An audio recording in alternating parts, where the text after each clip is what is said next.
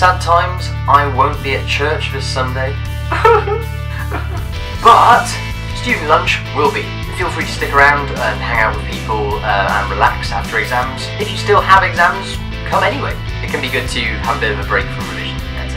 Our famed end of the year barbecue is scheduled for the 4th of June. Get that in your diaries. Come along and bring some food. Have a look at the Facebook event to see what he's bringing. Now, between the 6th and the 9th of June, Calvary will be hosting a pastors' conference. Basically, loads of pastors will be coming to hear loads of good talks and to learn from each other. Calvary are always looking to help us with that, so feel free to pop along on the days that it's on. The schedule is on the website, so you know when to turn up. Or if you just want to listen to some of the talks, come along anyway, it's a really good event. My song choice for this week is It Is Well. It's an oldie but a goodie, as performed here by Jimmy Needham, with a short talk in between by John Piper. The talk and the song speak for themselves, really. It reminds us to, in the parts of our lives that aren't going so well, to remember that God is still sovereign.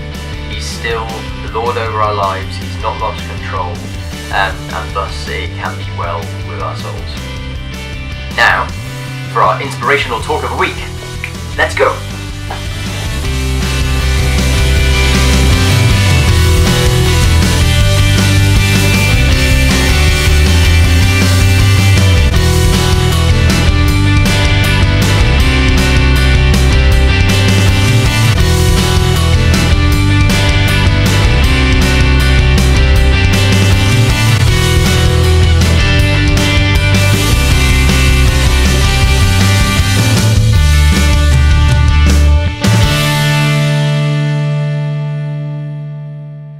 So, after travelling over to the wilds of Alcuin, I am here with Grace, who's my guinea pig for this week. She's going to be giving us a little bit of inspiration. Have you got some inspiration lined up for us? I do.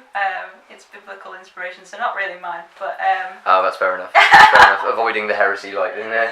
Indeed. Sneakily there. Excellent. Well, enjoy.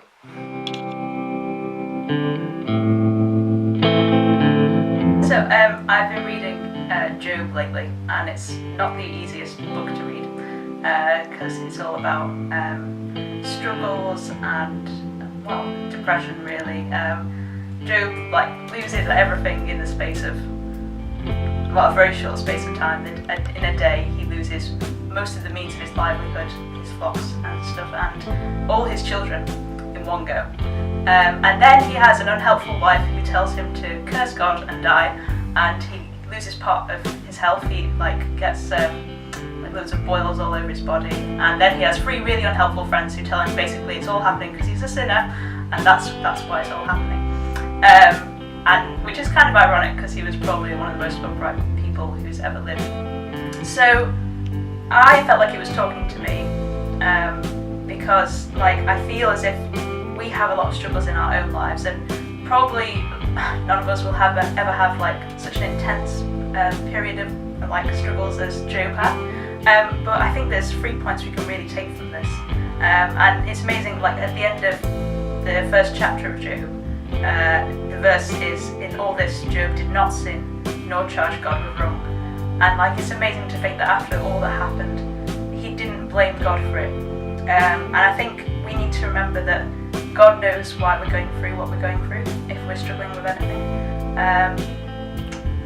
It's oh no. Anyway, he knows why we're going through what we're going through, and we have to trust that it's all for His purposes. When you read Job, you realise that God is watching everything. In fact, Satan's watching everything too, but God's got it all under control. The second thing is that it's okay to cry out to God and question, because all through the book, even though Job doesn't do what his wife says and curse God, he questions God, he cries out to Him, and he wants an explanation, and it's not sinful or wrong to question God. I think people sometimes think that you can't ever question what God does, and I think that actually part of a healthy relationship with God is just crying out to Him about the things that you don't understand. And then finally, looking at it from maybe a different angle, for those of us who may have friends who are struggling or something, or know people in the church who are struggling, don't be like Job's 3 friends or his wife who are saying, oh, that person is going through these problems because they're sinning. sometimes people are just going through problems because that's the circumstances of life, or because God is preparing them for something else. It's not necessarily that they've done something wrong and that's a punishment. And also, well, I guess you wouldn't do this, but don't tell anyone to curse God and die. So yeah, that was just my thoughts, and I think sometimes as well the book of Job can be skipped or overlooked because it's quite dark and depressing, but actually it's got a great ending, and Job gets everything restored to him that he lost. And I think Job at the beginning of the story could never have seen what would happen in the end. He could never see that he would actually be blessed more and have more prosperity and a better relationship with God than at the beginning. So whatever you're going through right now, there's light at the end of the tunnel, and God knows what He's got planned for you. So yeah.